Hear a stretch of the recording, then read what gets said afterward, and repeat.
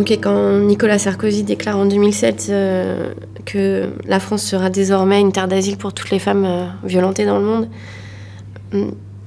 on voit bien ici qu'il y a vraiment une forme de nationalisation des thématiques féministes et des combats historiques du féminisme. Et en fait, le pire, c'est même pas cette déclaration et ce rabattement du féminisme sur des problématiques nationalistes et racistes. C'est même pas la transformation de combats, de luttes et de droits historiques pour lesquels on s'est battu au statut de valeurs culturelles, de critérium limite fascisant quoi, pour l'entrée du territoire de certaines populations qui seraient limite incompatibles avec cette égalité et cette liberté des femmes. Et la question, c'est en fait les implications que ça a sur le mouvement féministe lui-même. On assiste au renouvellement d'une mythologie nationale, l'universalisme abstrait, accusé précisément pour son abstraction, instrumentalisé grâce à son abstraction, est désormais obsolète. Depuis quelques années, c'est une forme de coming out des dominants auquel on assiste, une sorte de renouvellement de cette mythologie nationale, mythologie politique s'il en est, mythologie que Roland Barthes définissait comme par définition anhistorique et apolitique. La mythologie est précisément ce discours qui nous fait oublier l'histoire, ce discours qui nous désaffilie de nos histoires et de nos enracinements, de nos attachements politiques. Le coming out des dominants, c'est l'idée d'un président qui se déclare être né hétérosexuel.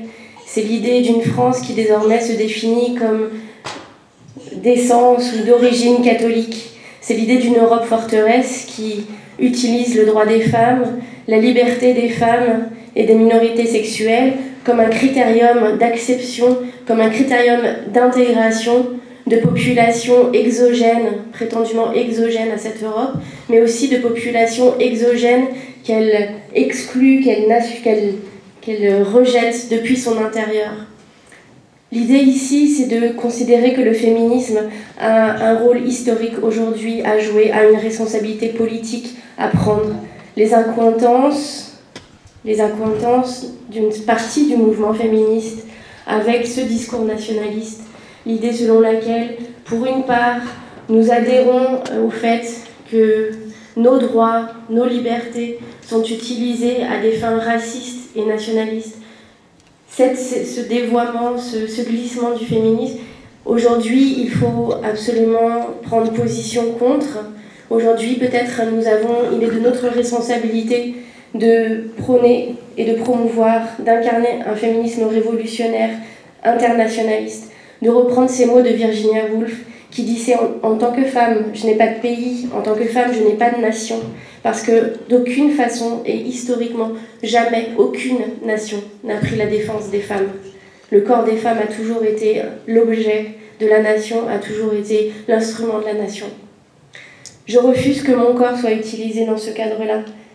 Mon enfant, l'État français lui a refusé la nationalité française parce que ses parents sont considérés comme un couple de même sexe. Parce qu'on refuse aujourd'hui la nationalité française à des enfants qui ont des parents de même sexe, qui ont des parents transgenres, transsexuels. Aujourd'hui, ce discours nationaliste qui prétend défendre le droit des femmes, défendre la liberté des minorités et le droit des minorités, aujourd'hui, ce discours, il oublie qu'il fait violence à ces minorités en son sein. Il est donc temps pour les coalitions de se faire, de se tramer. Il est temps de produire et de penser une coalition à même de ruiner cet antagonisme entre sexisme et racisme.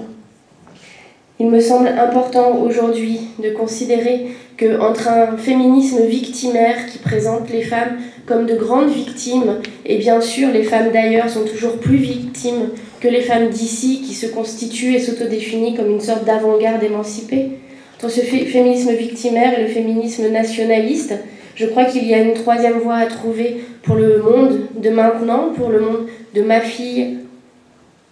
Il me semble important aujourd'hui de refuser cette dérive, ce discours qui nous fait violence, Parce que les violences faites aux femmes, c'est aussi la violence du nationalisme et du racisme sur nos corps, sur nos imaginaires, sur nos désirs, sur les familles que nous construisons, sur les amours que nous enrichissons et que nous alimentons. Mon féminisme est celui-ci, celui qui me permet d'inventer d'autres amours, d'autres familles, d'autres imaginaires.